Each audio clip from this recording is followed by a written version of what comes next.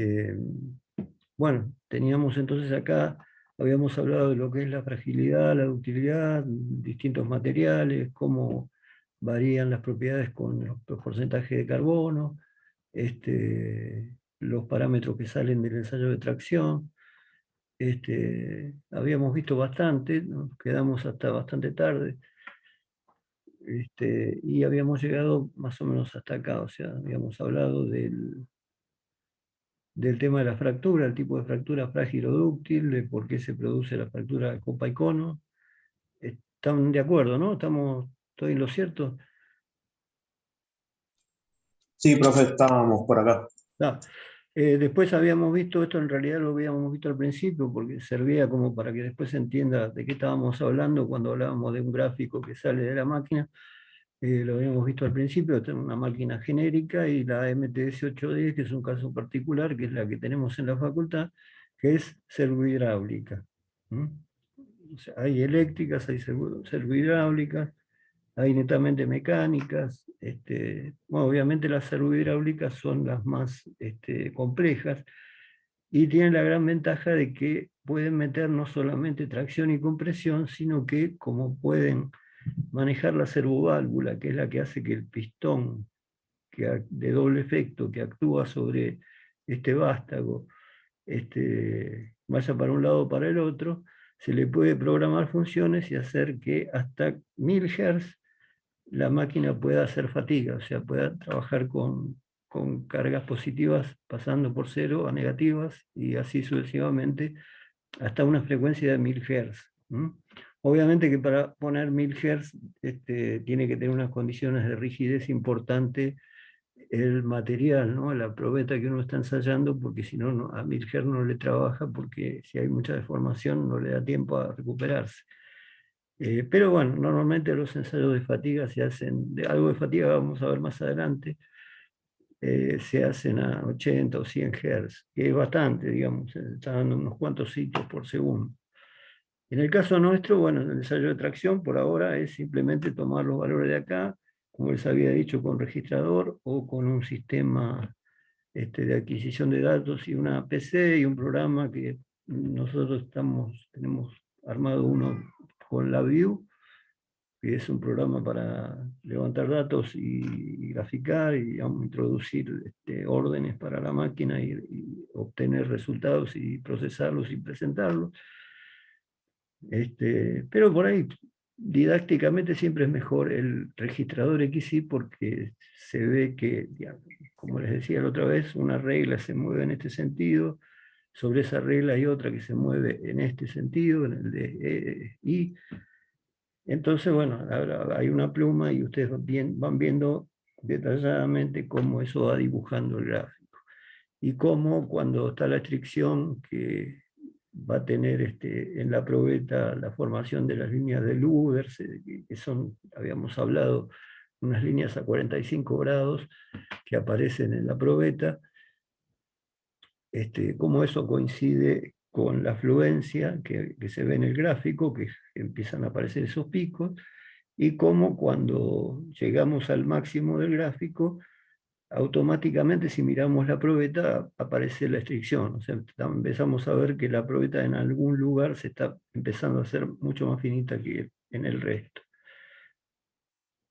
Por eso es interesante, digamos, ver las dos cosas a la vez.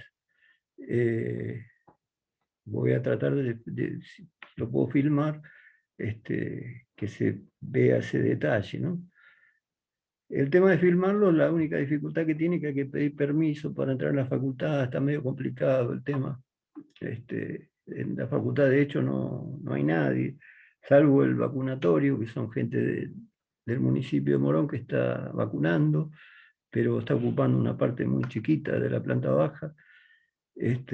Pero, digamos, docentes, autoridades, directivos, no docentes, no hay nada, no está yendo nadie.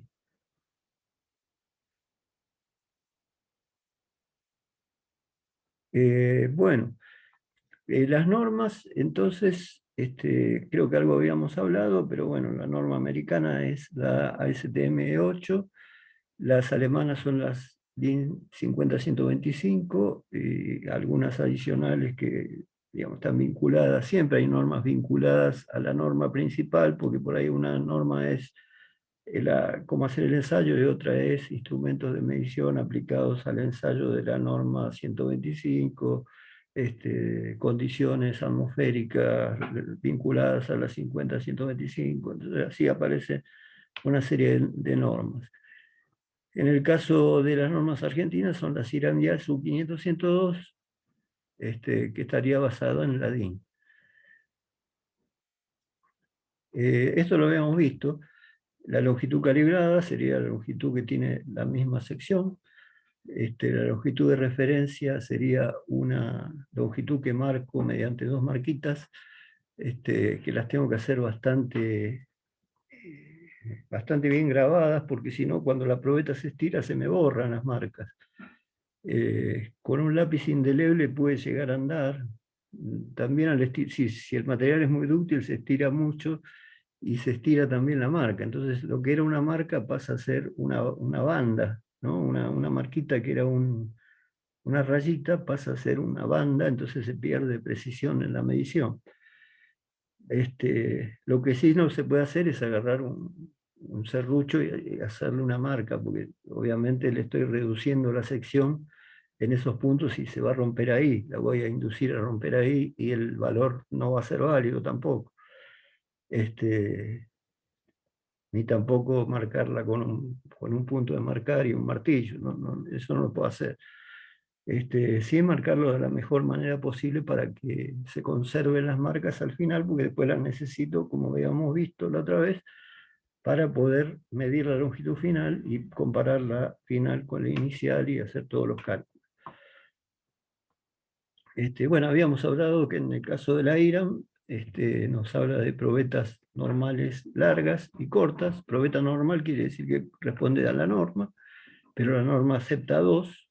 Habíamos hablado que la forma de la sección puede ser cualquiera porque da el mismo resultado. Esto puede ser una sección circular, o sea, esto puede ser cilíndrico, esta sección puede ser cuadrada, puede ser rectangular, puede ser tendiendo a plana, puede ser una chapa, y hasta puede ser un pedazo de caño cortado a lo largo, conservando la curvatura del caño, sin tocarlo, pues si no le cambio las propiedades, pero mientras la mordaza lo pueda agarrar, no importa que la sección sea, digamos, tendiendo a mantener la curvatura del caño.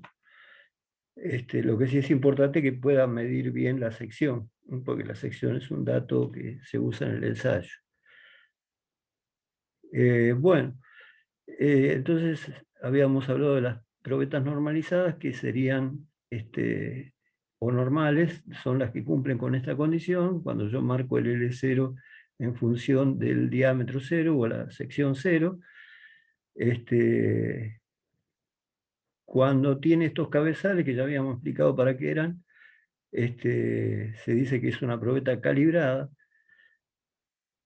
y cuando directamente utilizo una barra, se dice que es una probeta industrial, para ensayos rápidos, para ensayos de mucha cantidad, mucha afluencia de ensayos, una serie muy grande, entonces por ahí no hay tiempo de mecanizar, o a veces por ahí puedo no tener recursos para mandar a mecanizar con todo esto una pieza, y bueno, es válido la probeta industrial tomando la precaución de que él agarre lo más lejos posible de la zona esta, que es la que me va a servir para tomar las mediciones.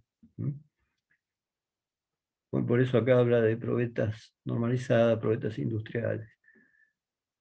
La extracción de probetas, en principio habría que tomar varias probetas y tratar de sacar un promedio. Lo que pasa es que esto en realidad hace referencia a un lingote o una palanquilla o una barra sacada de una acería, o sea, directamente como para ensayar una partida de un acero en particular que está saliendo recién fabricado. No es el caso siempre, o sea, a veces voy a hacer un ensayo de tracción de otra cosa.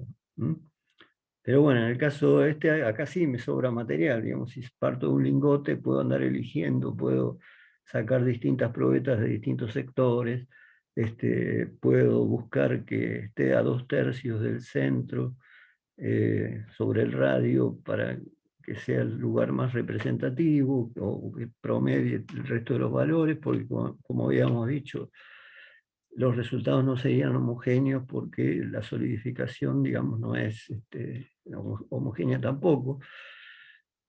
Así que bueno, puedo sacar de ahí la probeta, pero a veces no es el producto de una serie lo que estoy ensayando, es por ahí.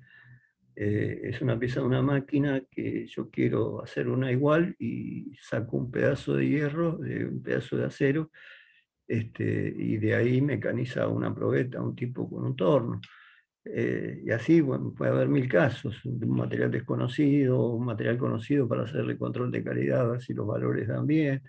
O sea, hay miles de posibilidades de necesitar hacer un ensayo de tracción.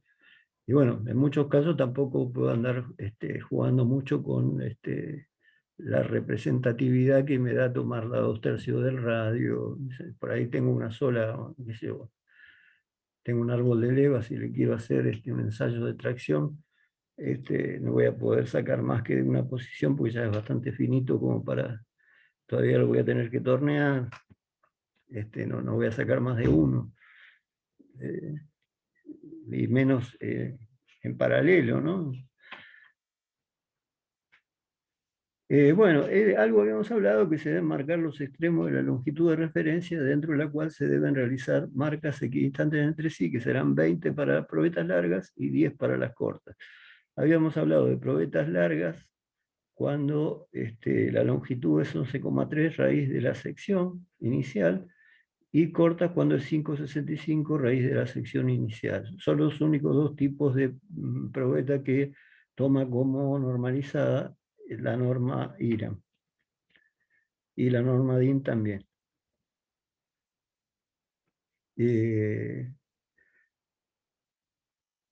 bueno, la idea es, con esto yo más o menos, si tuviera marcado el L0, ya puedo hacer el ensayo. Pero hay un tema que es muy importante. ¿Se acuerdan que los puntos que buscábamos que eran la tensión de fluencia, la tensión máxima, mal llamada a veces tensión de rotura, el alargamiento de rotura y la estricción de rotura?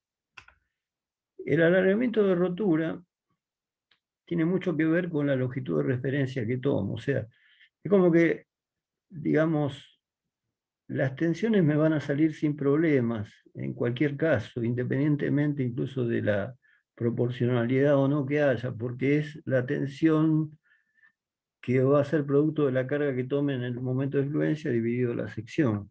Y prácticamente podríamos decir que con cualquier probeta, conociendo la sección, voy a identificar el punto y voy a sacar la fluencia sin ningún problema. El problema en el cálculo, cuando la rotura no cae en el tercio medio, es por el tema de la medición de la ductilidad, de ese famoso delta que es la longitud final menos la inicial, dividido la inicial y por 100, que me da el porcentaje que estira el material. Ahí estaría en problemas si no rompen un tercio medio, y les explico por qué. Alrededor de la estricción, una vez que el material entró en estricción, se reduce mucho la sección, pero también alrededor de esa sección menor, que se va haciendo cada vez menor, que sería la garganta donde se produce la estricción, también hay grandes deformaciones en sentido longitudinal. No es solamente que se achica la sección, sino que también la probeta se estira cerca de esa estricción mucho más que en el resto de la longitud. Ahí se va a estirar muchísimo. Entonces, lo ideal es que caiga dentro del tercio medio, porque si cae afuera, ¿qué podría pasar? Que la estricción me esté cayendo parte afuera del L0, ¿no es cierto? Entonces, parte de lo que más se estira me va a quedar afuera del L0 que yo voy a hacer la cuenta L final menos L0. Y eso es un problema porque en realidad estoy computando menos alargamiento del real. ¿Por qué? Porque si cae en el tercio medio la rotura, la estricción va a caer completa acá adentro. La estricción más todo lo que está alrededor, que es la parte que más se estira longitudinalmente. Entonces, si me estoy cerca de los bordes, voy a perder parte de ese estiramiento. Entonces me va a dar como que estira menos, porque yo la cuenta la puedo hacer solamente entre marcas. Entonces de ahí viene la famosa marcación de las probetas, que serían 20 marcas adentro del L0 para las probetas largas, que son estas, y 10 marcas en las probetas cortas. Obviamente entre marca y marca la misma distancia, ¿no? O sea, calculo esta distancia dividido 10 y voy marcando las marquitas adentro. Eso está hecho exclusivamente para que si no cabe en el tercio medio, no entra en el tercio medio, digamos, la estricción y la rotura, yo pueda hacer una corrección y el ensayo sirva igual. Porque si no tendría que empezar a probar y seguir haciendo ensayos hasta que alguno me caiga en el tercio medio, pero por ahí tengo una sola probeta, no voy a poder hacer ese trabajito. Entonces, bueno, tiene que haber algún método de corrección como para que el ensayo sirva.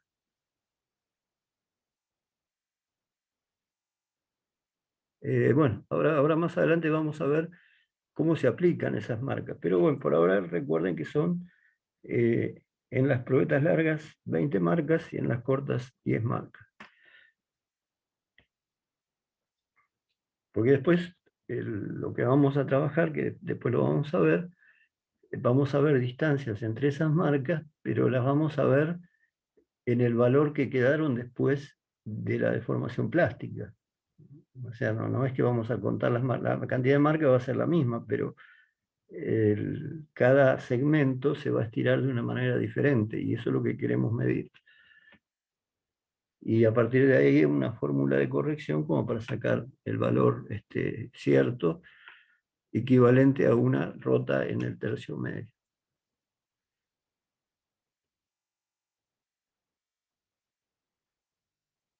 Bueno, el método de amarre ya surgió de los gráficos, depende obviamente de la máquina, pero pueden ser mordazas, cabezales roscados, cabezal con apoyo en resalte, o sea, a veces en el cabezal inferior y el superior tienen una especie de ranura y la probeta tiene una forma media especial, entonces se apoya como si fuera la cabeza de un tornillo de un lado y del otro lado tiene como otra cabeza y se apoya en la B, digamos, que tengo abajo. Entonces si yo después tiro, voy a estirar la probeta igual. Es un método medio rudimentario, digamos. Lo que más se usa, lo que más tengo que conocer, es el método con mordazas.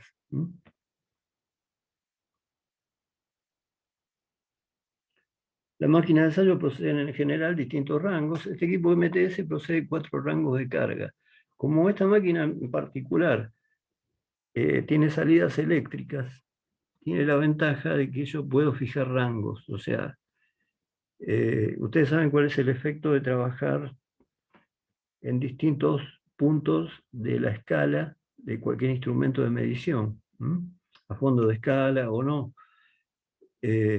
Entonces, si yo tengo el equipo preparado para 250.000 newton, como pasa con el equipo de la facultad, y la probeta es muy chiquitita y va a tener 25 newton, yo puedo adaptar las escalas del registrador, pero va a salir cualquier cosa, porque en realidad estoy midiendo en una balanza para camiones, estoy midiendo una moto. Entonces, la posibilidad que tienen estas balanzas electrónicas es usar distintos rangos. En este caso, tiene 4 posibles rangos. Entonces la puedo bajar hasta un máximo de 10 toneladas. O sea, de 25 la puedo pasar por valores intermedios ¿Mm? Eh, la puedo pasar al 50%, al 25% y al 10%. Entonces, digamos, si yo la pasé al 10%, una máquina que era de 25 toneladas se convierte en una máquina de 2,5 toneladas. ¿Mm? Y mide bien, y está, digamos, preparada para medir bien en ese rango de mediciones.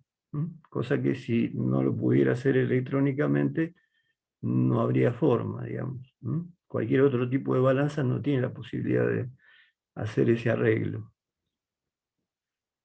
Pero bueno, estas permiten trabajar en distintos rangos. Otro tema es la velocidad de ensayo. De esto algo habíamos hablado, ¿se acuerdan? ¿Para qué se fijaba la velocidad de ensayo? Esto lo fija la norma porque es un tema fundamental, porque esto sí influye muchísimo en el resultado, entonces para que el ensayo sea normalizado y sea comparable con otro que está hecho bajo la misma norma, tengo que cumplir con toda la norma, pero particularmente la velocidad de ensayo. Si yo ensayo a una velocidad muy alta, me va a dar mal, o sea, por ahí la restricción, eh, perdón, la fluencia ni siquiera va a aparecer, digamos, va a salir una curva. ¿Por qué? Porque estoy aplicando una carga dinámica, ¿m? Si yo aplico una velocidad importante. Después hay un ensayo de impacto que es justamente al revés, para evaluarlo a, a velocidades dinámicas. Pero en este caso el ensayo tiene que ser estático, porque los resultados que nosotros vamos a sacar de este ensayo lo va a usar alguien para diseñar una pieza bajo la premisa de que está sometida a cargas estáticas. Entonces, la única manera que empíricamente se pudo determinar que la única manera que hace que el resultado represente las condiciones estáticas es que lo haga cuasi estático, o sea que agregue la carga muy despacito, que el ensayo sea muy lento y dura un rato largo.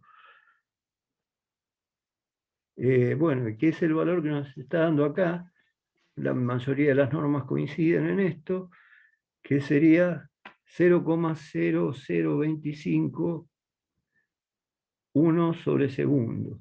En realidad, pasado de unidades serían 25 newton por milímetro cuadrado por segundo. O sea, imagínense que le estoy agregando 25 newton por milímetro cuadrado en términos de tensión por segundo. Es una velocidad muy lenta, ¿no? Porque le voy a terminar dando valores mucho más altos, pero solo eso le puedo agregar por segundo. De ahí para abajo, si puedo trabajar con menos porque me lo permite la máquina, mejor. Si no, digamos, como máximo puedo llegar a ese valor.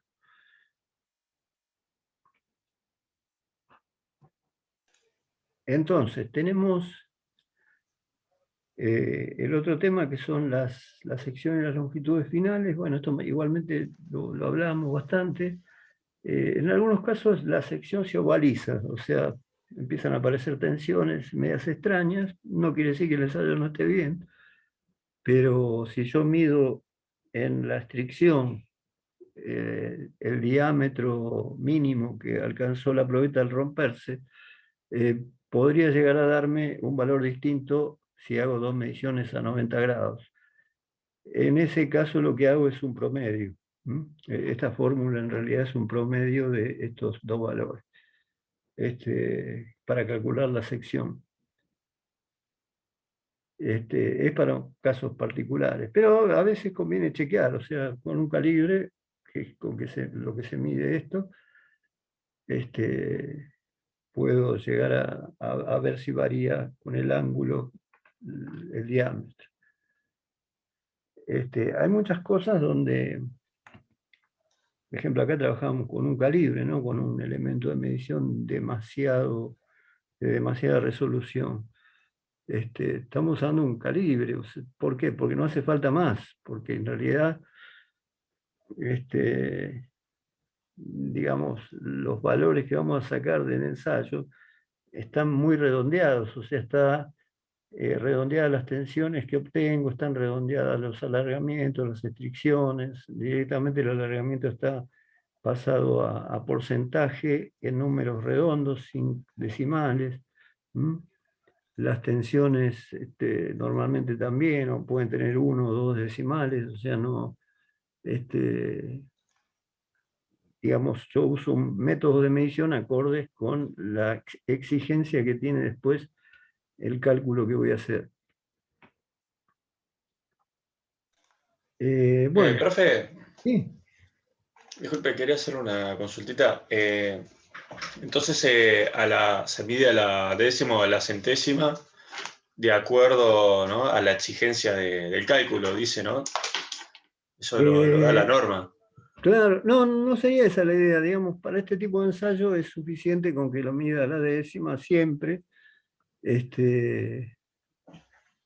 para cualquier caso, digamos, ya la norma considera que eso está bien, y que ya con eso, digamos, estoy dentro del rango de los resultados que tengo que dar. Después cuando veamos la parte de medición en la introducción, vamos a ver cómo se acumulan los errores, cómo se dispersa la dispersión de errores, entonces qué tengo que hacer para obtener un resultado adecuado a cierta, a cierta exigencia, este, tomando mayor o menor resolución en los instrumentos. En este caso lo que me está diciendo es, se puede medir con un calibre, esa es la idea. Justamente por lo que le decía, que después hay un redondeo bastante importante. Entonces lo único que hay que calcular es muy simple, es la sigma estática de la tracción, mal llamada tensión de rotura, que es la carga máxima, o sea, es lo que estamos sacando de acá.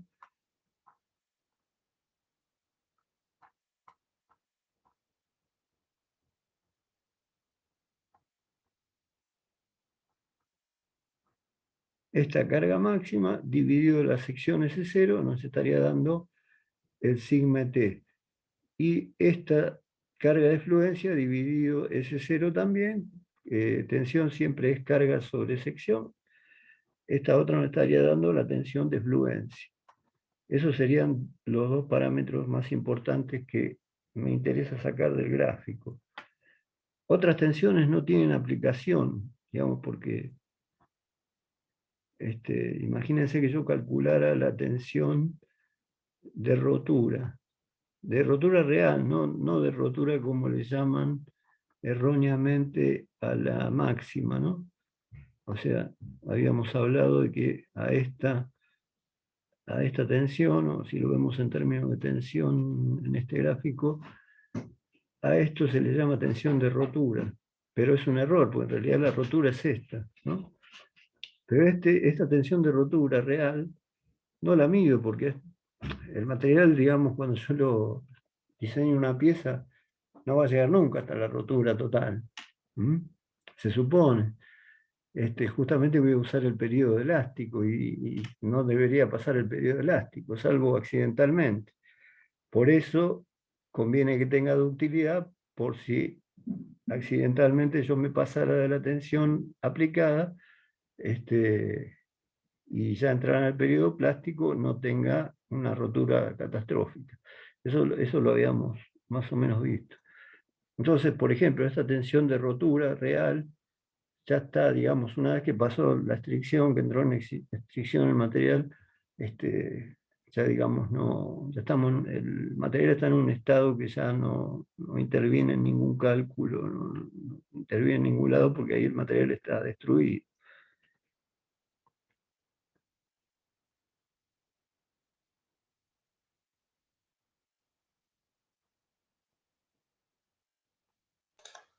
Profe, una consultita mientras tanto. Entonces la máquina nos arrojaría el diagrama carga alargamiento y nosotros lo tenemos que convertir a tensión de formación, ¿no? A través de Claro, los sí. cálculos. Si simplemente quiero sacar la tensión de fluencia y la máxima, directamente tomo la carga máxima y la carga de la fluencia, las divido las dos por S0 y me da esas dos tensiones. Si quiero un gráfico que representa el material, digamos que como aparecen las publicaciones de especificaciones de materiales, Ahí ya tendría que dividir por S0 el eje X, el eje Y, y dividir por L0 el eje X, como para obtener un diagrama tensión de formación específica. Y después en ese gráfico ya podría medir en términos de tensión, o sea, como ya el eje es tensión, son kilos por metro cuadrado, ya puedo directamente trazar una recta y ver en unidades cuánto me da la tensión. Pero digamos, no es lo más habitual que se haga en un ensayo, porque con mucha facilidad yo, contando con las cargas y dividiendo por la sección, obtengo las tensiones que quiero. Y después, Perfecto, ese sí, gracias. no.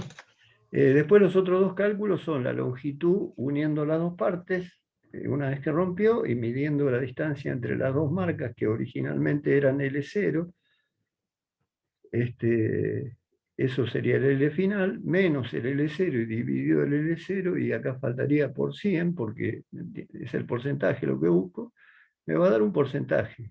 Ese porcentaje es lo que se estira el material en su periodo plástico. Lo mismo con la extracción, pero la extracción también calcula un porcentaje, pero respecto de las secciones, o sea, cuánto se achica la sección hasta la rotura. A ver, voy a ver si encuentro acá, porque el otro día lo vi.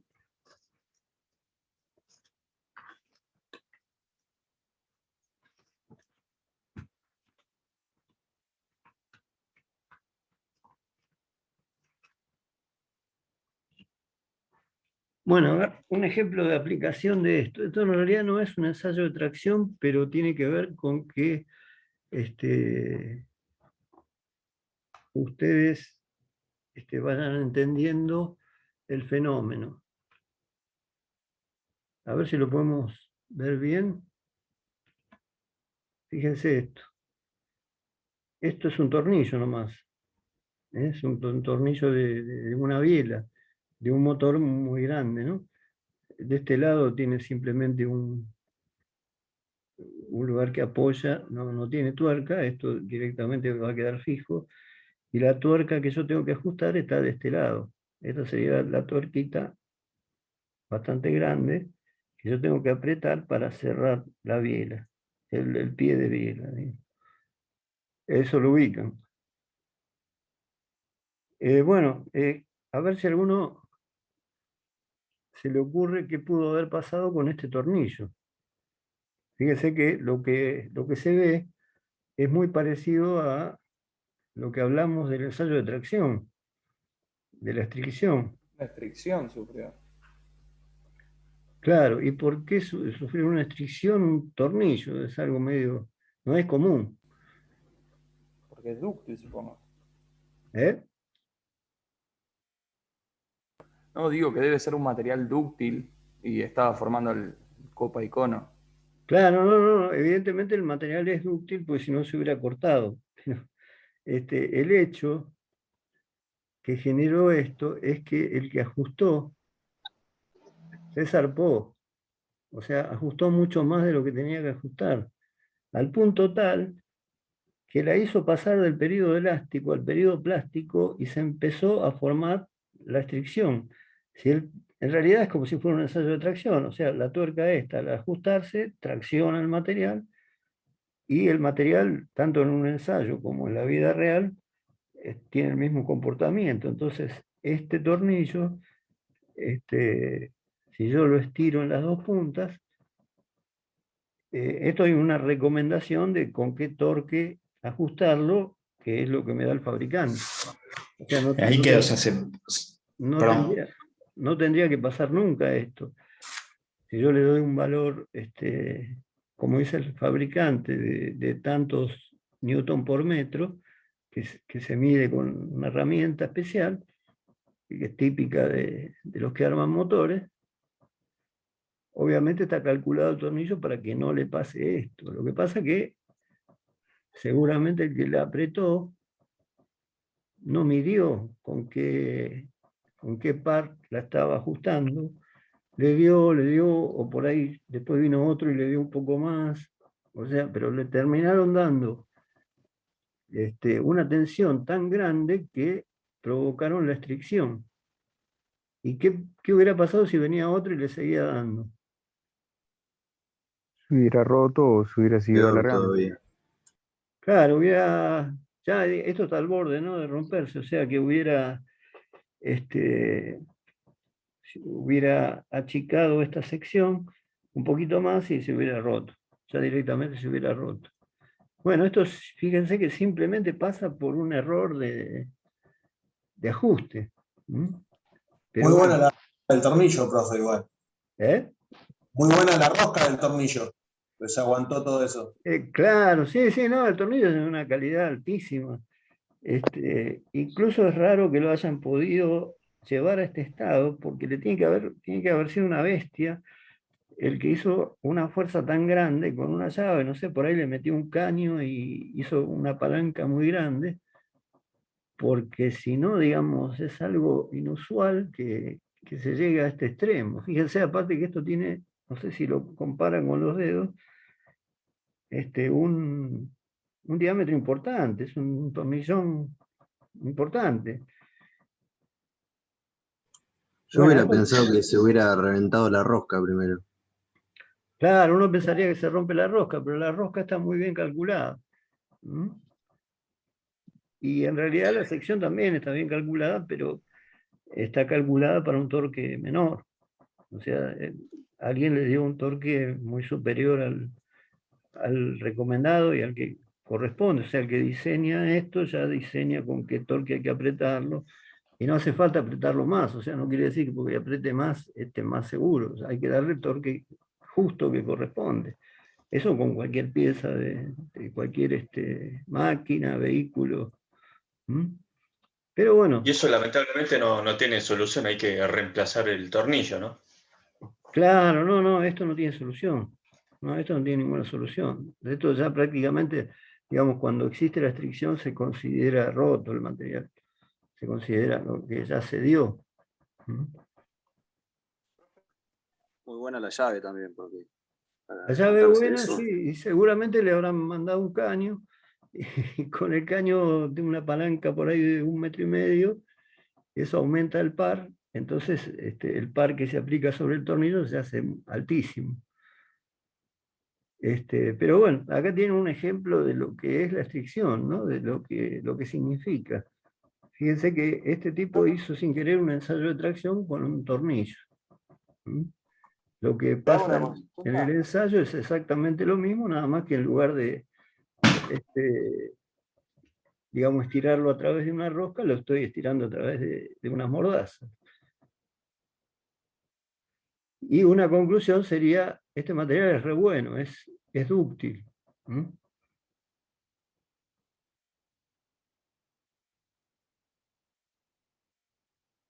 Bueno, esto es lo que yo quería que vieran, porque en realidad está muy, muy vinculado al ensayo, y por lo menos están viendo un caso, digamos, real de la forma que toma la estricción.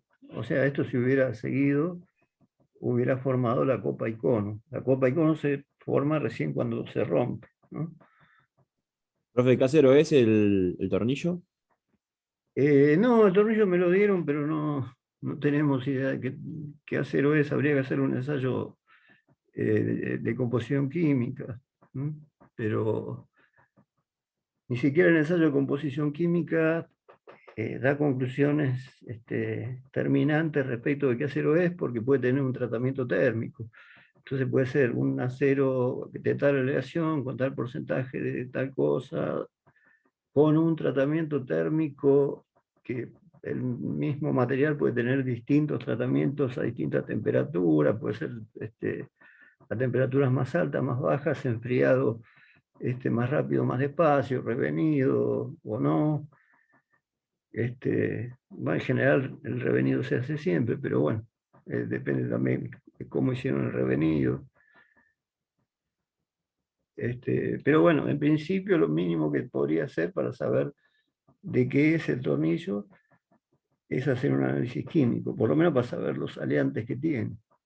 Cuando uno manda a hacer un análisis químico, que está muy asociado a esto de los ensayos, Sobre todo cuando hay una falla o algo, bueno, se hacen ensayos de tracción, se hace metalografía para ver la deformación de los granos.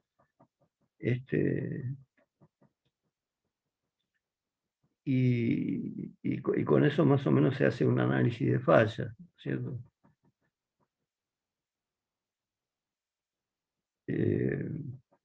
Me interesaba que lo vieran por el tema de que, bueno, por lo menos después si logro firmar algo van a ver directamente la probeta, cómo rompe.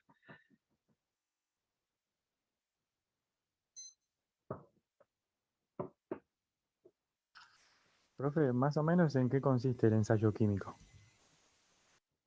Ensayos químicos hay distintos, hay por rayos X, hay por ensayos que, digamos, son netamente químicos, o sea, se pone correctivos y eso da un resultado. Hay ensayos de chispa, donde directamente saca chispa del material y por el color de la chispa, mediante un dispositivo que me da con precisión, pues si no, a la vista parecería que todas las chispas son iguales, ¿no? Pero eso puede medir bien el color y todo, y, bueno, y el tamaño de las chispas, y sacar la composición química. Otro método es el método EDAX, que bueno, lo tengo que poner adentro de una cámara de vacío, y ahí también se bombardea con electrones, y los electrones pueden darme un espectro de cantidad de material que hay para cada longitud de onda. Entonces, en donde se van los picos, cada material tiene una longitud de onda particular. Entonces yo miro el gráfico y veo que los picos están en el valor de azufre, en el valor de cromo, en el valor de manganeso. Entonces yo de ahí saco, ese es el método más exacto. Pero bueno, es el más caro, digamos, hace falta un equipo muy, muy complicado. Pero sí hay una relación importante entre las propiedades mecánicas de las que estamos hablando acá y la composición química. Una cosa que hay que recordar siempre, que creo que se lo dije la semana pasada, es que existen varios factores que hacen que un material tenga un comportamiento, o sea, tenga una serie de propiedades mecánicas. Tanto estas de tracción, tensiones, tanto después dureza, que lo vamos a ver, tanto propiedades de impacto. Y esas características que fijan esos parámetros o que son responsables de esos parámetros y que si varían, varían los parámetros, son la composición química y los tratamientos que puede haber llegado a tener. Que eso hay que tenerlo en cuenta. ¿Viste? Mucha gente cree que simplemente es la composición química, pero cualquier tipo de trabajo mecánico genera una deformación, pues eso lo habrán visto en materiales metálicos, genera una deformación de los granos que obviamente le cambia las propiedades. En algún aspecto por ahí se las mejora, le da más resistencia, pero lo hace más frágil.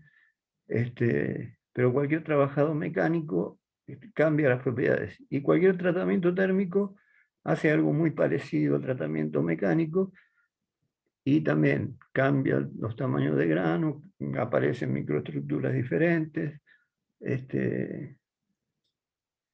y digamos, el resultado de todo eso es que las propiedades se alteran, a veces para mejor y a veces para peor.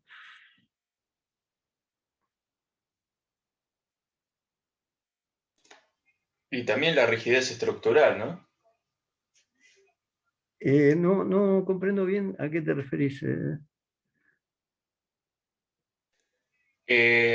Con, digamos, la forma de la sección de la probeta, ¿no? O sea, si fuera, por ejemplo, en forma circular, sección circular, o si fuera en forma de perfil de I, normalizado, ¿no?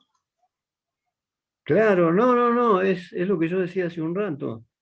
Es independiente de los resultados que voy a sacar de la forma que tiene la sección. Digamos, si yo meto dos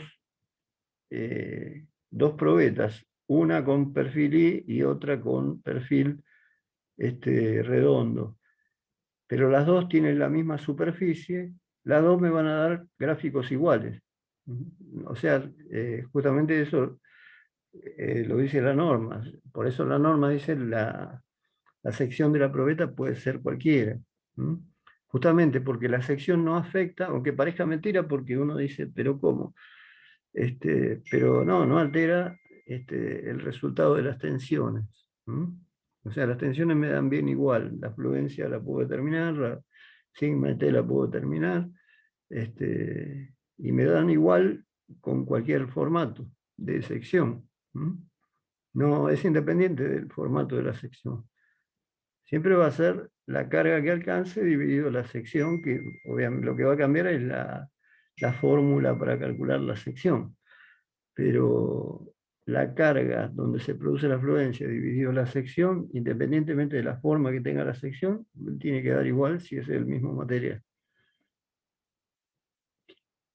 Y son comparativos entre sí, digamos, dos ensayos hechos uno con sección circular y otro con sección rectangular.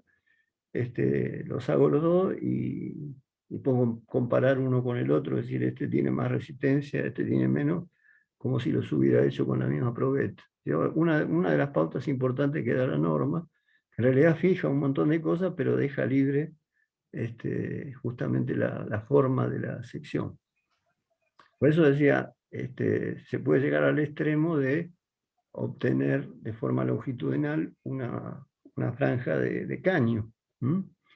Mientras las mordazas puedan agarrar bien las puntas y no se patinen, mordazas planas en ese caso, ¿no? Como ya más parecidas a una morsa, pero mientras no patinen y esté agarrado, no importa la curvatura que tenga, va a tener que dar igual.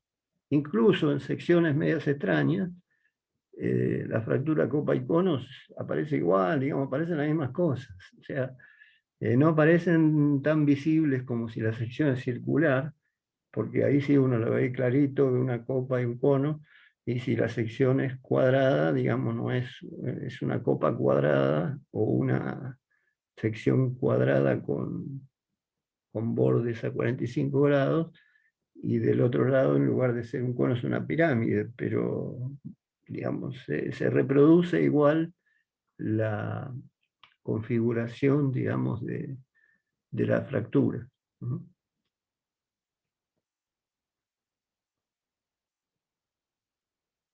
Bueno, y ahora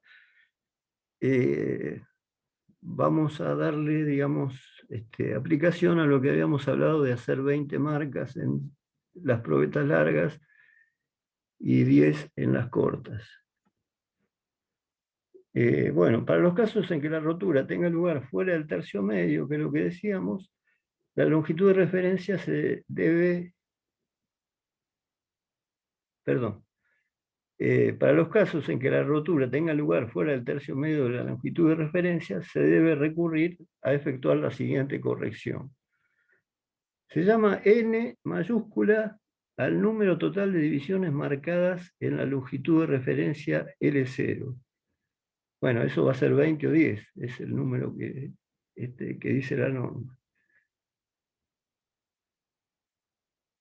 Se dice A al extremo de la longitud de referencia de la parte más corta. Obviamente, si rompe fuera del tercio medio, va a haber una parte más corta y una más larga. Si rompe justo en el medio, las dos partes van a ser parecidas. Pero estamos hablando de que rompe fuera del tercio medio, entonces me va a quedar un pedacito corto y uno largo. Bueno, en este caso lo que está diciendo es que se llama A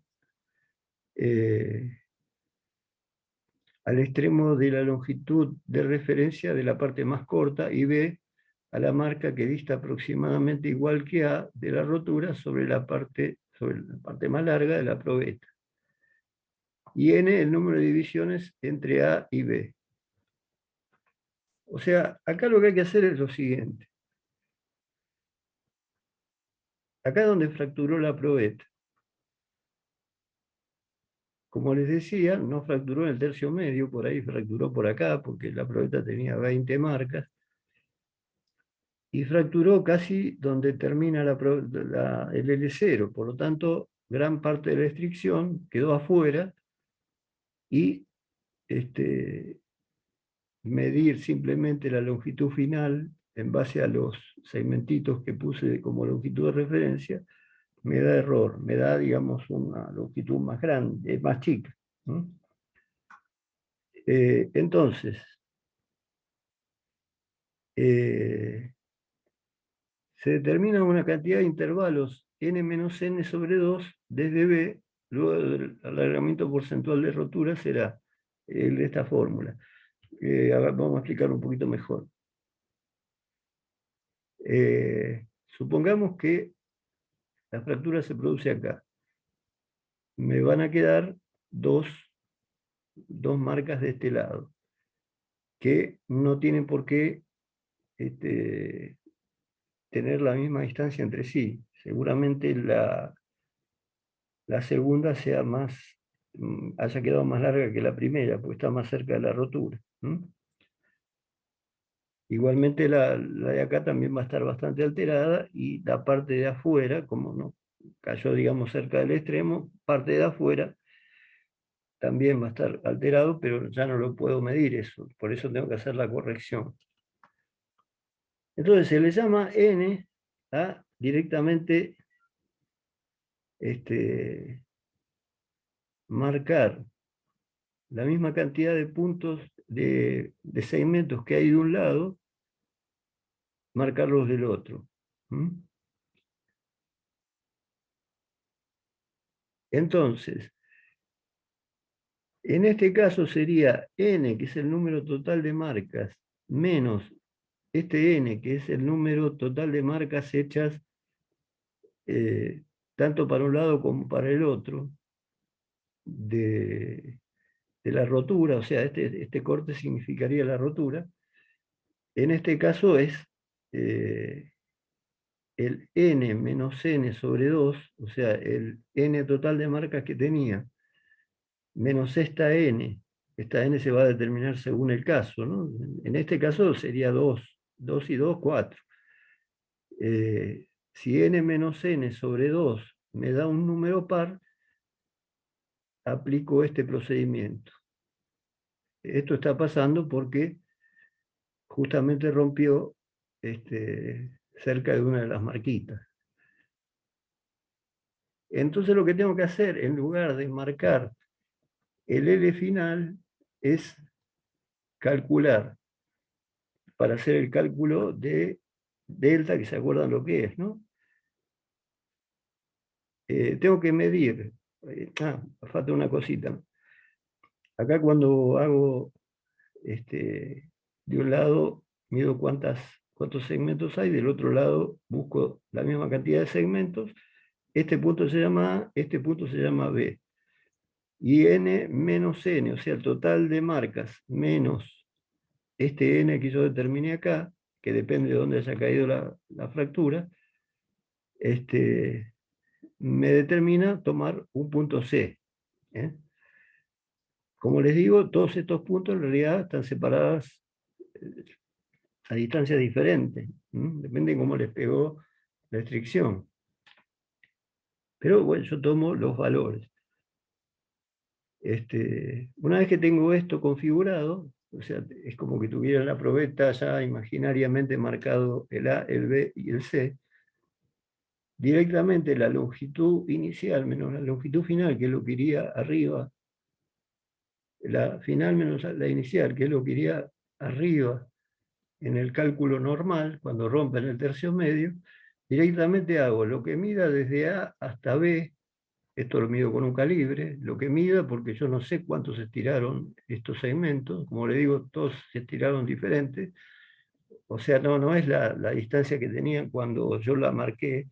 Cuando yo la marqué todos estaban a la misma distancia, yo lo marqué, como le decía antes, si tengo que poner 10 marcas en 100 milímetros, van a quedar cada 10, pero ahora no están todo de cada 10, digamos, todas están en más, y tampoco están todas iguales. Entonces directamente me tengo que manejar con la medida que hay. Entonces, el segmento AB sería esto, que lo tengo que medir con un calibre. Desde el extremo hasta la marca esta de B. Esto en milímetros, lo que dé, va a la fórmula esta. Más 2BC, que sería medido con un calibre esta distancia, menos L0 sobre L0 por 100, y eso me daría lo que normalmente era L final menos L0 sobre L0. O sea, en realidad este AB más 2BC es un valor un poco más alto que L final, si yo lo tomo entre las dos marcas, dentro del L que marqué con rayitas, eso es un poco más. Porque en realidad lo que está buscando este método es considerar que parte de la restricción no está cayendo acá adentro. Bueno, y podría aparecer otro caso cuando n menos n es impar. Acá no está dibujado muy claro. Acá imaginen que la rotura está cayendo acá. Digamos, correspondería acá que esté en el medio. Entonces, yo para este lado tengo 1,5. Antes tenía 2 y marqué 2. Ahora acá, si está por el medio de estos dos, voy a marcar 1,5 para un lado. En realidad el 1,5 no lo voy a marcar porque este punto es el extremo de la L0, ya es fijo, y la fractura donde está es donde está. O sea, acá no puedo hacer nada, pero cuento cuánto hay hasta el extremo, entonces acá va a ser 1,5, y para el otro lado marco también 1,5. En este caso eso pasa a ser n. Después marco un punto C', que es n menos, o sea, n, el número total de marcas, menos este n, la cantidad de marcas que hay acá, que en este caso sería 3, fíjense que en el otro caso sería 4. N menos n menos 1 sobre 2. Y después ahí marco un C', y un C segunda en la marca siguiente. Bueno, en este caso también voy a la fórmula esta, y esto en realidad estaría representando la longitud final corregida, y lo demás es el E0, que no hay problema. Entonces sería lo que mide el segmento AB más lo que mide el segmento BC', más el que mide BC segunda. Eso, digamos, haría las veces del L final, menos L0 sobre L0 y por 100. Y ese me da el porcentaje de rotura. ¿Se entiende? O sea, se puede presentar que el n mayúscula menos n minúscula sea par o sea impar. Es la única diferencia y por eso hay dos metodologías. Pero bueno, las dos en realidad buscan lo mismo. ¿Se entiende o parece muy...? En realidad este método es empírico, o sea, esto no se justifica con nada. Sí, sí, se entiende. Decías que... ¿Se entiende? Sí, profe, una pregunta. El punto A, B y C, en este caso ahí lo estamos viendo para 10 secciones, pero ¿cómo lo determinás?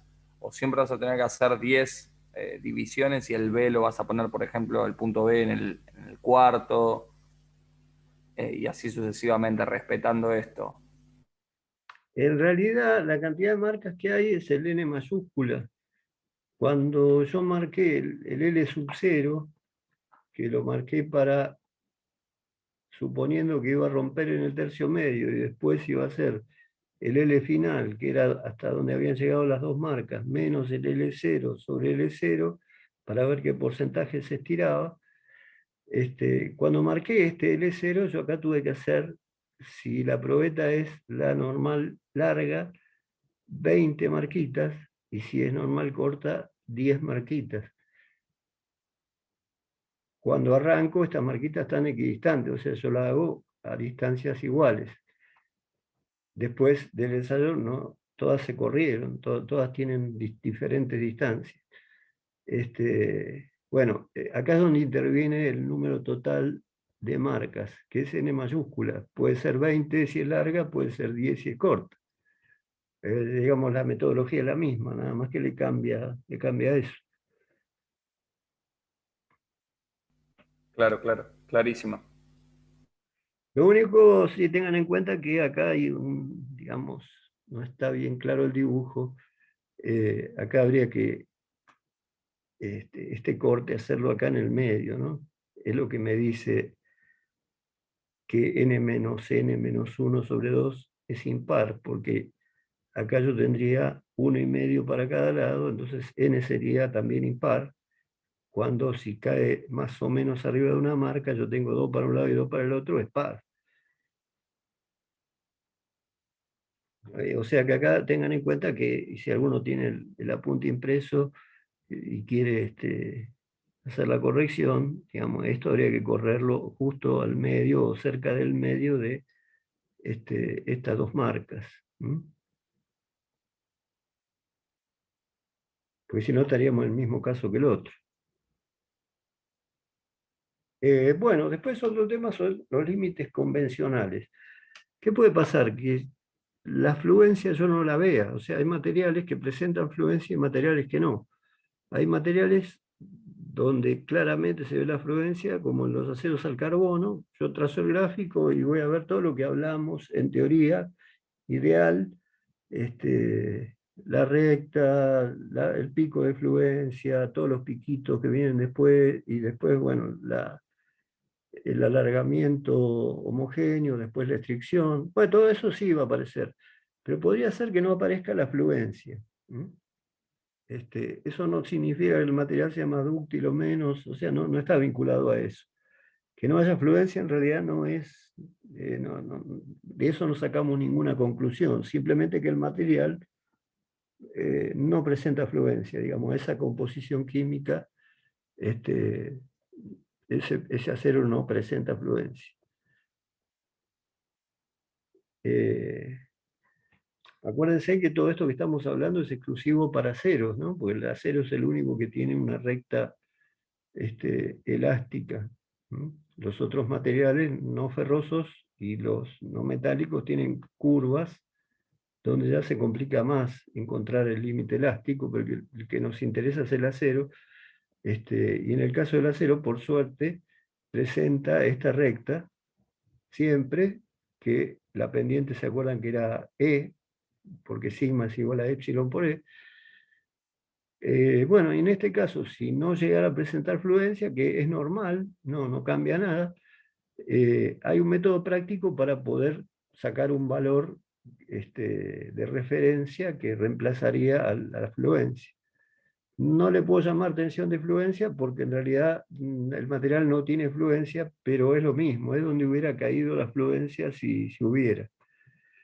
Que empíricamente también, con muchas pruebas de laboratorio, se demostró que se obtiene marcando en la escala esta, sobre el diagrama que sale de la máquina, ¿no? P delta L, marcando en el eje de los delta L 0,2% del L0, se sabía conociendo la escala del eje, y trazando desde este punto una paralela a la recta elástica.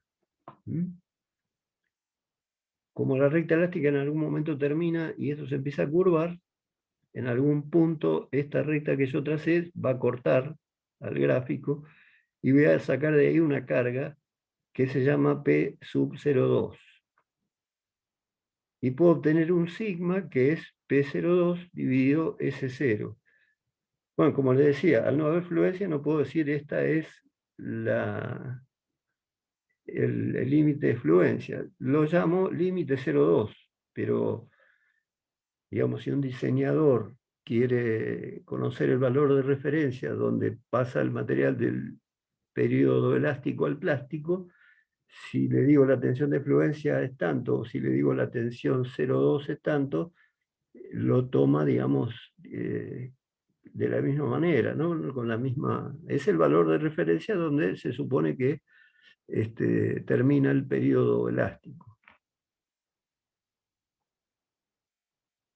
O sea, es una forma de poder determinar justamente ese punto, que es el más importante de todo, ese valor, cuando no hay fluencia o no se ve la fluencia. A veces puede llegar a ser tan chiquitita que a lo mejor no se ve. Y hay materiales que no presentan fluencia. Eso depende de los elementos aliantes que tengan. Como le decía, si solamente es hierro-carbono, presentan todos fluencia.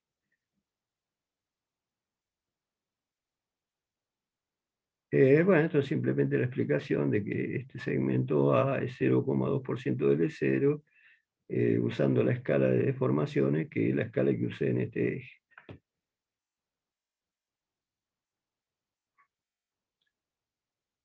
Bueno, después hay una interpretación del módulo de elasticidad. Nosotros habíamos dicho que eso está en el orden de 21.000 kilos por milímetro cuadrado. Y que era genérico para todos los aceros. Prácticamente no varía o varía porcentualmente muy poquito. Entonces se puede tomar por válido para todos los aceros. Sería la constante de proporcionalidad de la fórmula sigma igual a epsilon por E. La E es justamente el módulo de elasticidad, es el módulo de Young. O sea, de alguna manera describe el comportamiento elástico del material en el periodo elástico.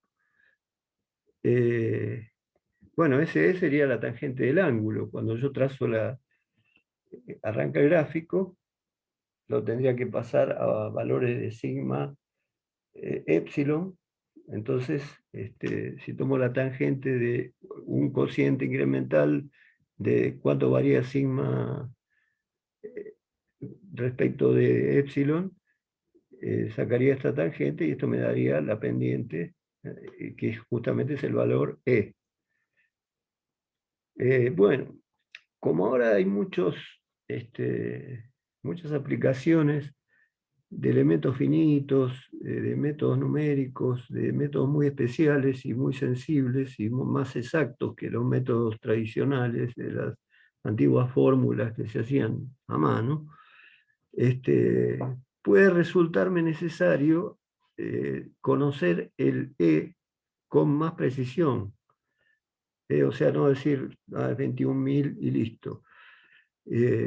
Como le decía, el porcentaje que puede variar de un acero al otro es mínimo, pero para el programa de elementos finitos la sensibilidad es tan grande que puede influir, puede haber un problema. Entonces, en ese caso yo tendría que hacer este ensayo que ahora les muestro, donde calculo con exactitud el valor de ese módulo E.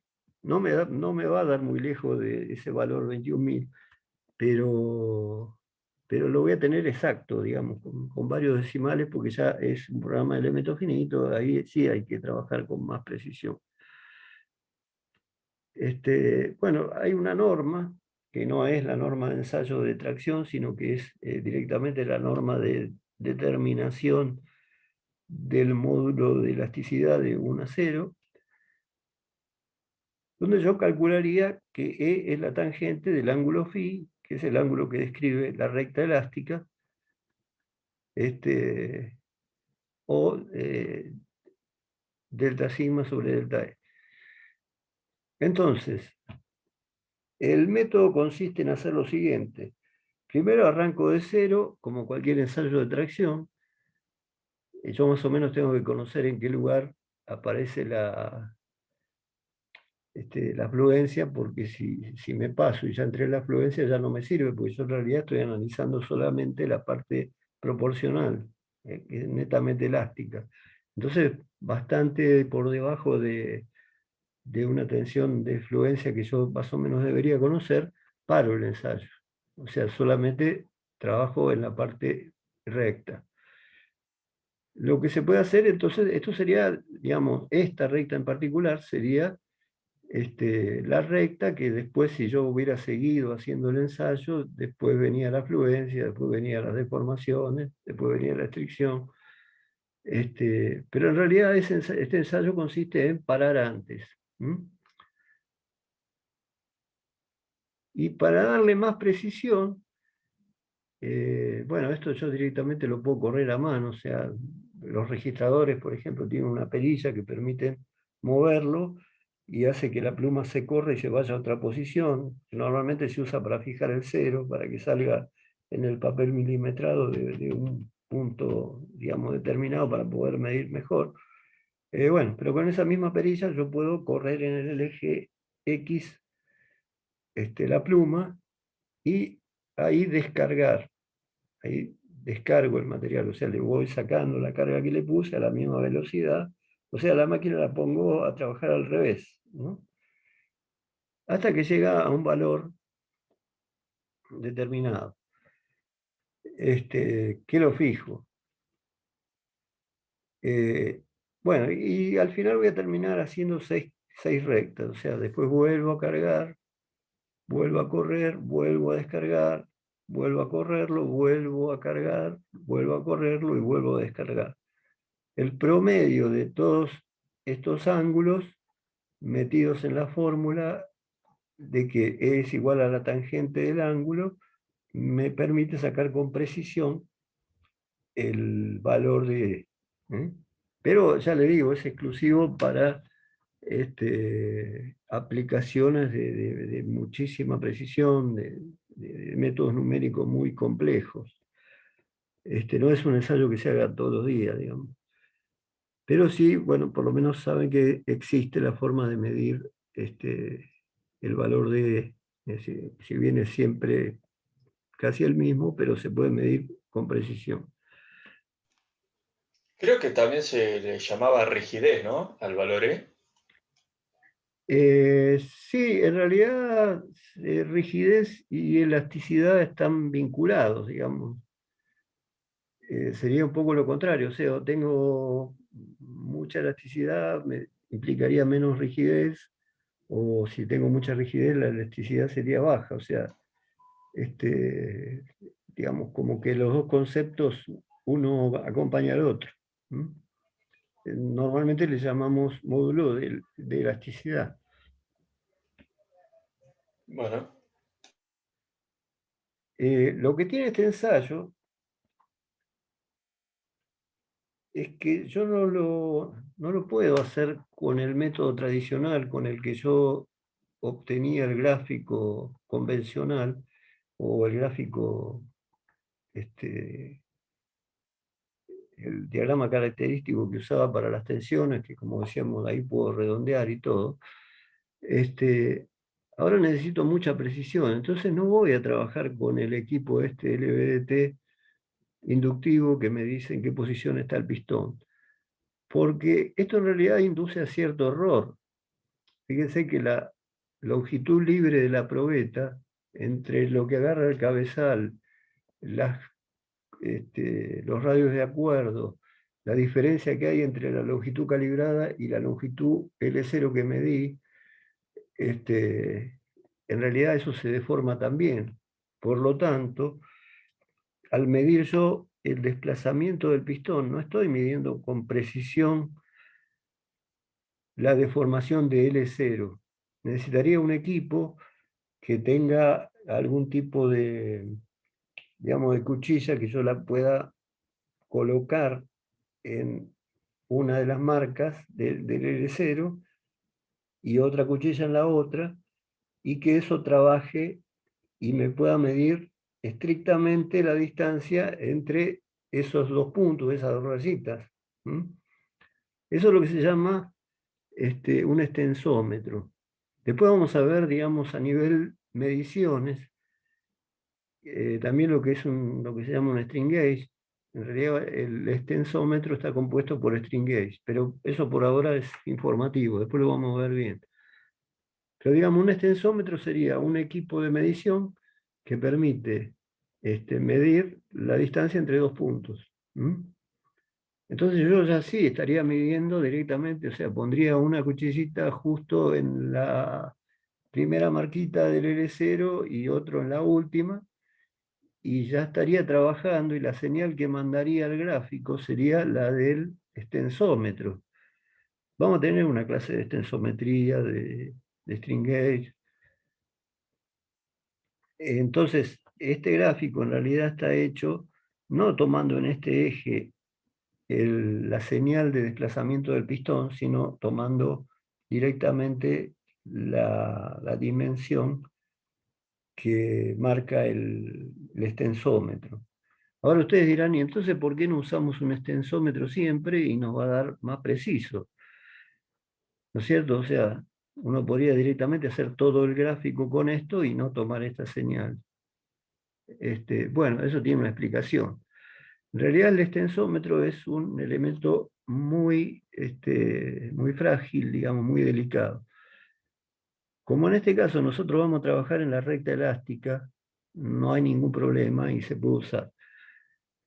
Pero con un extensómetro puesto en la máquina, yo no puedo pasar el límite elástico, porque primero la fricción, que es va a generar vibraciones, y después las deformaciones plásticas, que son como muy rápidas y muy violentas, romperían el extensómetro. O sea, el extensómetro es para trabajar solamente en la parte lineal, o a lo sumo hasta el límite elástico, pero no puede entrar en la fricción. Por eso es que no se usa un string gauge, que sería más preciso para hacer el ensayo tradicional de tracción.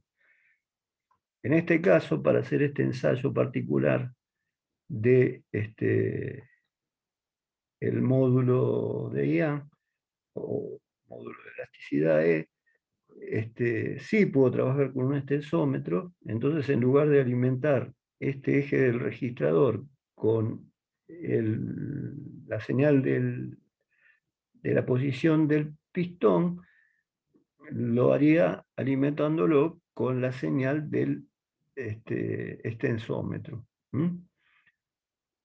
No habría problema porque como justamente en este ensayo no entro nunca al periodo plástico, por definición no voy a entrar en el periodo plástico, entonces perfectamente lo puedo usar.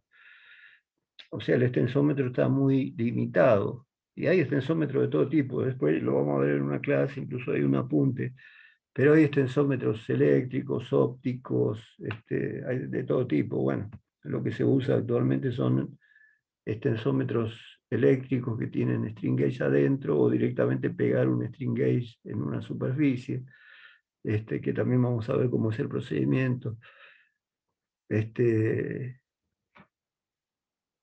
Pero el hecho de usar un extensómetro me limita a que solamente es la parte elástica.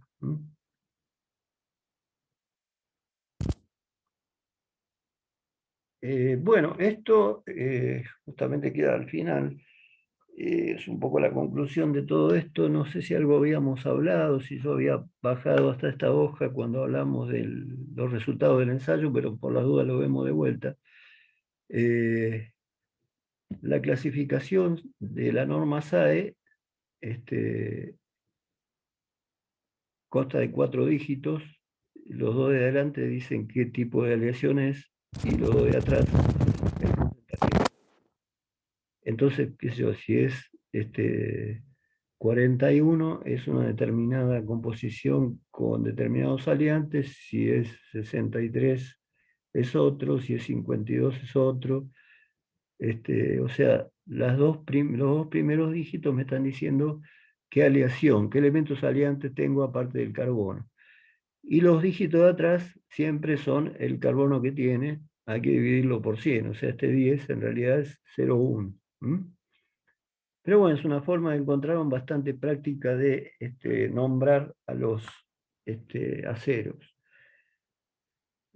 Hay distintas normas, hay otras normas que lo llaman por letras y números, o digamos le dan un nombre por las propiedades mecánicas que tienen en lugar de por la composición química que tienen. En este caso, esta norma le da un nombre para la composición química que tiene el material. Por eso estamos hablando de 10, porque es al carbono, y después le estamos acá declarando cuál es el porcentaje de carbono. Bueno, acá se ve claramente, digamos, como conclusión de todo lo que vimos del ensayo, que los aceros, a medida que se les aumenta el porcentaje de carbono, van teniendo una tensión de fluencia cada vez más alta. Fíjense que arrancamos con 18, vamos subiendo, subiendo, subiendo, y para un 0,95 de carbono, eso se me fue a 101. Y la máxima de 33 se me fue a 144, digamos, tienen una resistencia mucho más alta.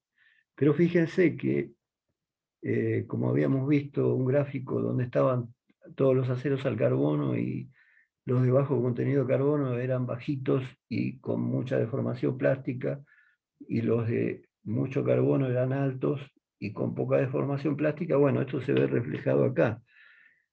Los valores de resistencia me van a dar altos para mucho carbono, y los valores de ductilidad me van a dar bajos para alto carbono. O sea, o pierdo una cosa o la otra. Fíjense que acá el alargamiento de rotura arranca en 28. Vamos viendo, hay alternativas porque en algunos materiales se está teniendo en cuenta laminado en caliente, templado, digamos, está dando, aparte de la composición pura, la composición más un tratamiento. Pero básicamente acá se ve claro que acá estamos arrancando con un alargamiento de 28 y estamos terminando con 11. Entonces eso tiene que ver con ese gráfico que vimos, esa serie de curvas superpuestas para distintos porcentajes de carbono, que decían que los de más alto carbono tienen cierta fragilidad, por lo tanto pues, se ve reflejado en el alargamiento y la extinción de rotura. Pero esos aceros de alto contenido de carbono tienen mejores propiedades de resistencia, o sea, tienen mayor tensión de fluencia y tensión máxima. También esto me sirve, la tabla, como control. Yo podría decir, bueno, compré un 1040 laminado en caliente. Vengo acá, tiene que tener 53 y 29. 29 de fluencia, 53 de máxima. Y resulta que tiene 29 de fluencia, pero tiene, qué sé yo, pongámosle 38 de máximo. Bueno, ahí hubo un problema, ahí hubo algún tipo de trabajado mecánico que hizo que por la deformación de los granos le suba la fluencia, pero no le puede subir la máxima. Y por lo tanto, es trucho, digamos, es un material de menos porcentaje de carbono que artificialmente se le subió la fluencia por deformación plástica, pero que yo lo puedo detectar porque no le coincide la tensión máxima. De hecho, no sé si esto no está en el apunte pero lo podemos ver. Cuando yo tengo un ensayo de cualquier acero, esto es lo que le decía de los porcentajes de carbono, ¿ven? Se vuelven con menos resistencia los de poco carbono y con más resistencia los de mucho, pero con más fragilidad. Y con más dureza, que en la próxima clase vamos a ver qué es la dureza, con más dureza para el caso de los aceros de más carbono. La dureza está normalmente emparentada con la resistencia y con la fragilidad del material.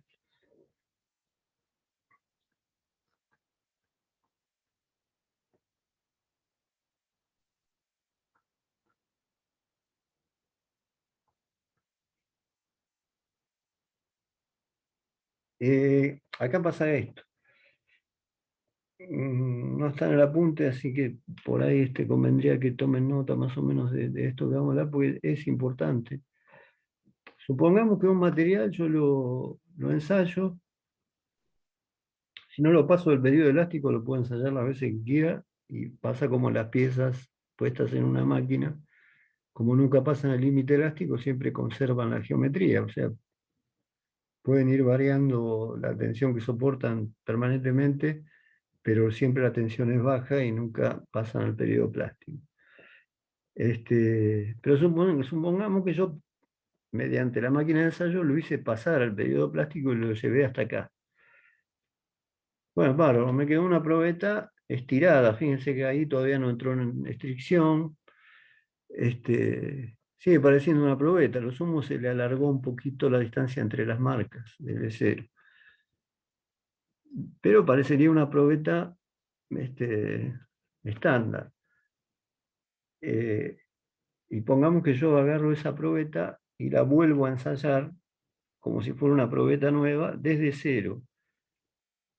No va a repetir este comportamiento, sino que va a arrancar y va a ir a buscar el punto donde se cortó el ensayo cuando le hice el ensayo anterior. No sé si queda claro. O sea, es un pretensado. O sea, yo agarro el material, lo deformo plásticamente hasta algún punto determinado, y después ese material deformado lo ensayo de vuelta. Bueno, en ese caso me va a dar un gráfico donde la tensión de fluencia aparente estaría más arriba, y después completaría lo que le falta a la deformación plástica. Pero ¿qué pasa? La tensión de fluencia se hizo más alta, pero la máxima no. Ahí es donde yo detecto en las tablas de especificaciones de acero si un material tiene este efecto. Este efecto se logra dándole un tratamiento mecánico, un tratamiento térmico, o sea, yo puedo modificar las propiedades. Lo que no puedo es engañar a nadie, porque si el tipo hace el ensayo y saca las dos tensiones, me tiene que coincidir de la tabla las dos. No sirve que cumpla con una. Entonces, bueno, le da la posibilidad de decirme con un acero de menos carbono, que me sale más barato, se lo estiro un poco, se lo llevo a este valor, entonces tiene la resistencia de un material superior, pero no tiene la tensión máxima de ese material superior, que ya por ahí estaría más arriba. Va a seguir teniendo la del material inferior.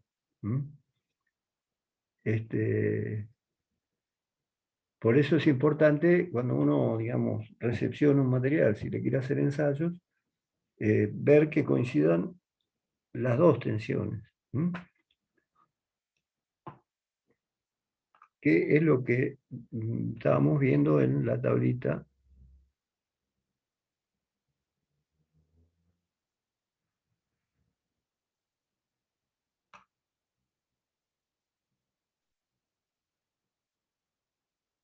Esta. O sea, si no me coinciden máxima influencia, entonces hay algo raro. Bueno, y la dureza que vamos a ver en la próxima clase, lo que es, también está asociada a la resistencia y a la fragilidad. O sea, los de poco carbono tienen menos dureza y los de alto carbono tienen más dureza. Conceptualmente la dureza es bastante intuitivo de imaginarse qué es, ¿no? Pero bueno, igual vamos a ver cómo se mide. Bueno, acá tienen... Una consulta. Sí. Lo de llevar la probeta a la deformación plástica y después volverla a medir, ¿eso se usa para algo? ¿O usted dice que por algún error, digamos, podemos llegar a volver a usar una probeta creyendo que es nueva y ya fue usada? No, en realidad no, en laboratorio no se usa, digamos, lo que estoy tratando de explicar es que si yo hiciera eso, va a pasar esto con la curva, digamos, me va Claro. a subir hasta el lugar donde tendría que estar en ese momento cuando lo interrumpí, por lo tanto le cambié la tensión de fluencia. De cualquier manera se usa, o sea, hay tipos que pueden hacer la truchada de estirarlo para darle propiedades mecánicas que el material no tenía. Pero no se utiliza, digamos, a nivel laboratorio. O sea, yo lo expliqué sobre un ensayo, digamos, un ensayo interrumpido y después hecho de vuelta, para explicar, digamos, cómo después respondería el material deformado. Pero si yo estoy haciendo ensayos en serio, digamos, no voy a hacer un ensayo, lo voy a dejar por la mitad y después lo voy a agarrar de vuelta, porque ya sé que me va a dar mal. O sea, la idea es Claro, hacerlo completo. No tiene está bien. aplicación. Bueno, gracias. Lo que Pero se usa, sufriría, sí, creo que, perdón, material sufriría endurecimiento por deformación, ¿no? También. claro, sí, al sufrir deformación, sufre variaciones en el tamaño de grano, agarra más resistencia, se pone más frágil y obviamente agarra dureza. ¿Mm?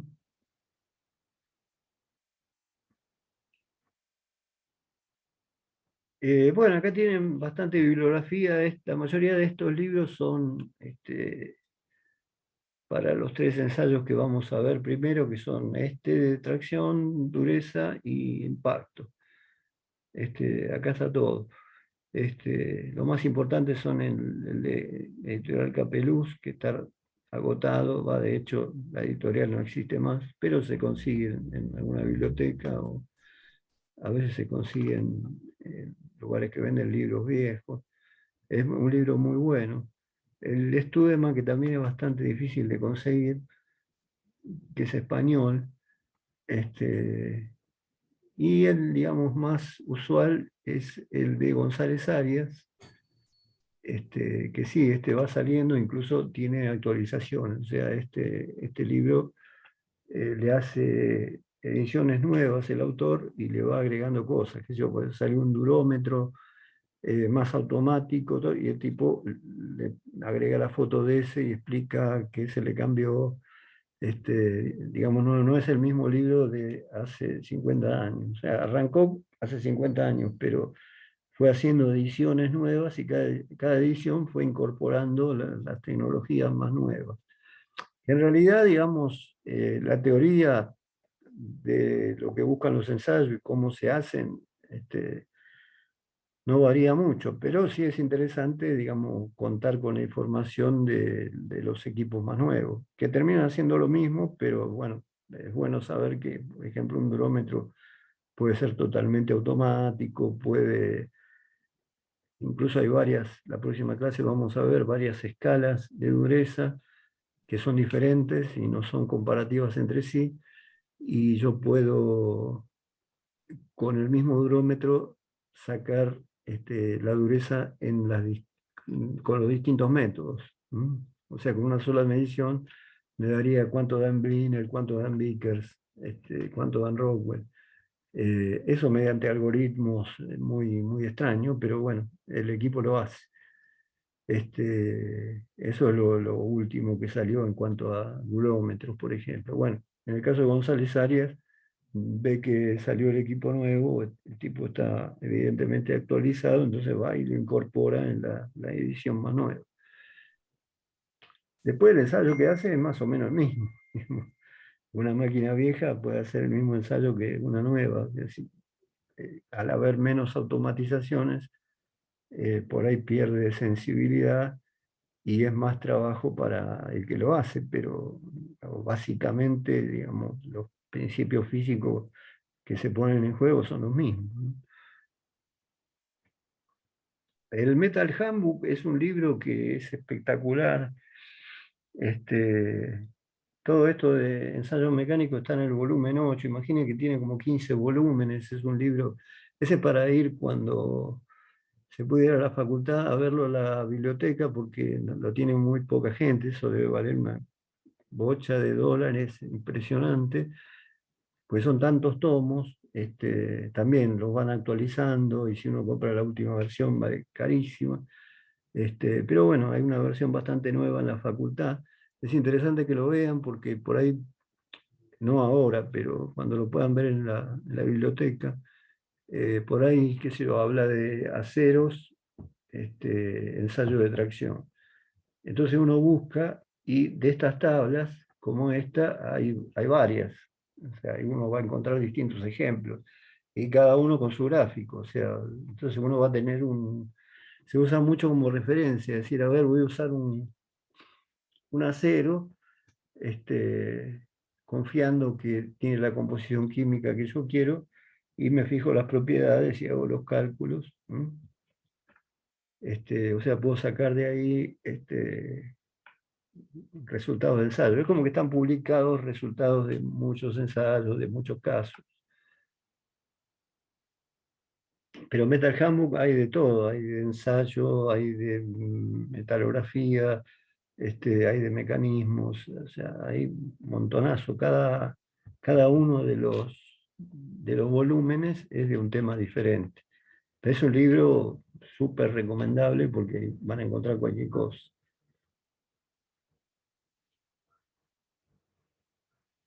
Bueno, eso sería un resumen de lo que son las normas de ensayo de tracción. Las U500 son las normas IRAM-YAS. La importante es la U500-102, que es el método de ensayo. Después, bueno, hay normas especiales para flejes de acero, para fundición, digamos que son normas más cortitas, pero tiran algunas pautas para casos especiales. La STM también tiene su norma.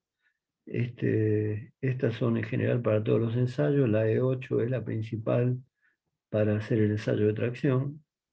Hay normas para hacer el ensayo de compresión, que es exactamente lo mismo que el de tracción, pero al revés.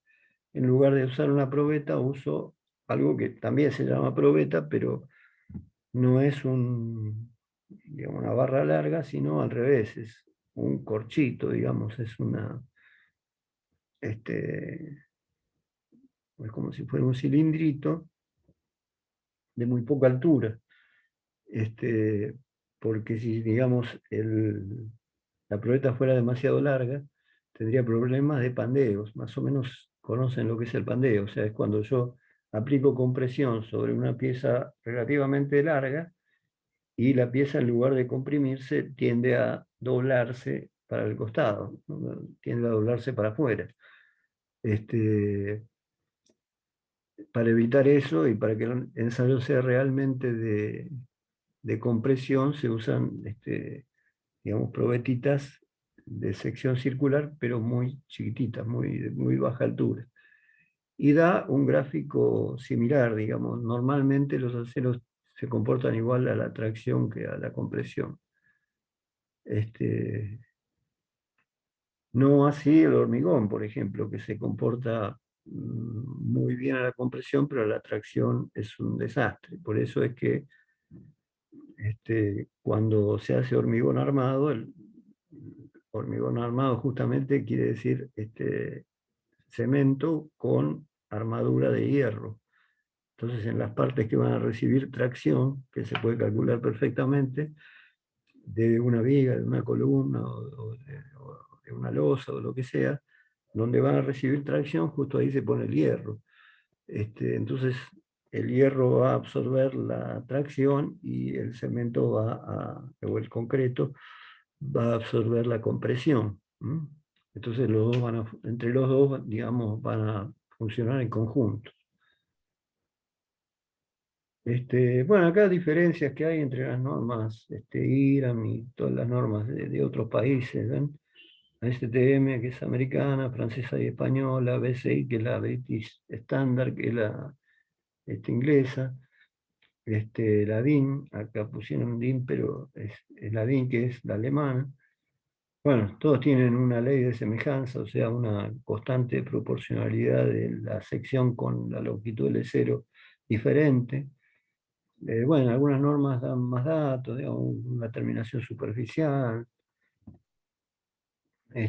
Algunas fijan ya directamente dimensiones fijas de probeta, no se fijan tanto en que cumpla la proporcionalidad, sino que directamente imponen modelos de probeta con dimensiones y hay que hacerla exactamente igual que la norma, o sea, da pocas opciones. Bueno, esto si lo quieren mirar es la norma IRAM, es una versión bastante vieja, pero como siempre las normas no cambian mucho, digamos, lo esencial está siempre. Están todas las cosas de las que hablábamos, ¿no? El cálculo del 0,2, todas las definiciones de todos los parámetros, características de la probeta.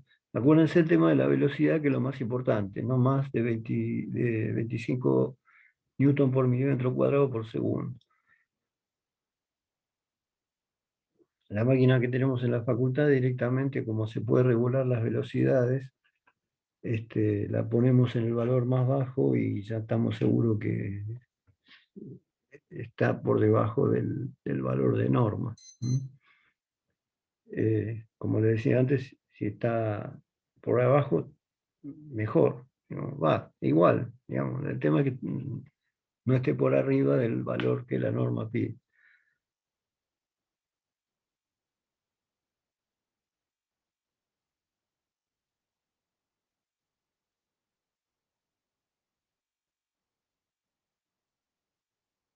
Bueno, acá explica,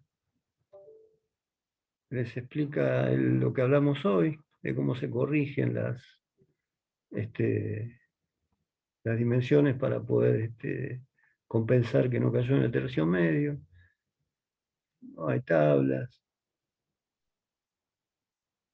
A veces para saber bien a qué velocidad se tiene que mover el pistón, como en realidad estoy hablando de tensión en función del tiempo, estoy diciendo cuántos newton por milímetro cuadrado tengo que aplicar por segundo, para poder saber cómo manejar la máquina, eso lo tengo que traducir a valores de velocidad en metros por segundo del vástago, ¿no? Del pistón. Entonces, bueno, hay tablas que me dicen, directamente tienen calculado la velocidad traducida a un parámetro más fácil de manejar. Esto es lo que normalmente hacemos nosotros cuando vamos al laboratorio. Bueno, independientemente de que después yo le pueda tirar un video, que esperemos que me salga lo mejor posible, mostrando cómo se hace el ensayo, para ganar tiempo ustedes el ensayo lo van a hacer con datos que están en el campus, dice trabajo práctico de tracción, y es simplemente un gráfico como el que sale de la máquina, y bueno, las dimensiones de la probeta, digamos, todo lo que hace falta para medir sobre el gráfico los valores de carga, hacer las cuentas, sacar las tensiones, y sacar el alargamiento de rotura. Obviamente, lo que pasa es que al no hacerlo y no poder medirlo ustedes directamente en la probeta, el gráfico le tengo que dar uno que ya está hecho y ustedes simplemente determinar los valores de carga. Y la longitud final, todas esas cosas, vienen de un ensayo que se hizo y ya, digamos, están registradas las medidas, pero si tuvieran que estar en el laboratorio, la podrían medir ustedes. Bueno, esto es justamente lo que reproduce lo que es un protocolo de ensayo, o sea, un laboratorio profesional, digamos, que se dedica a hacer ensayo de materiales, entrega digamos, un documento que tiene más o menos esta misma forma. O sea que esto le sirve para ver qué cosas hay que poner, ¿no? Normas en que se basa el ensayo, otras normas, qué máquina se usó, qué equipo auxiliar, tipo de probeta, bueno, hasta temperatura. Todas esas cosas tienen que estar informadas cuando uno hace un informe de ensayo. Bueno, creo que de la probeta es simplemente marcar la longitud calibrada, la longitud L0, los diámetros. Bueno, y acá ustedes sacarían los diámetros, las secciones, inicial y final, y después harían el cálculo de la tensión de fluencia y la tensión sigma T, que salen de la carga de fluencia y la carga máxima. O sea, acá pondrían en kilogramos y después lo pasarían a Newton para completarlo, pero lo van a tener en kilogramos del gráfico. Pondrían los valores y después acá, dividiendo por las secciones, tendrían las tensiones de fluencia y máxima ya en valores de kilos por milímetro cuadrado, y mediante el factor de corrección, que es un 10 nada más, o un 9,8, que es entre Newton y kilo, se puede pasar a megapascales. El megapascal en realidad es la unidad internacional que involucra a Newton, todas las unidades del sistema internacional. Acá tendríamos como para calcular el alargamiento de rotura, yo esto se lo voy a dar, el inicial y el final, entonces simplemente hacer las cuentitas. ¿Cómo sería la fractura? Bueno, eso no lo van a... Hay un dibujo, digamos, en la hoja que yo les voy a pasar, así que bueno, habría que copiarlo. Después vemos, según el alcance que pueda llegar a tener los videos que yo pueda grabar, por ahí ya otros prácticos lo podemos hacer más, o sea, hacer por ejemplo, un práctico de otra cosa, o por ahí podría repetir y traerles el gráfico y pasárselos, o por ahí decirle, bueno, acá estoy midiendo la longitud final, y la longitud final me dio tanto, o sea, para que vean cómo se mide. No es muy complejo.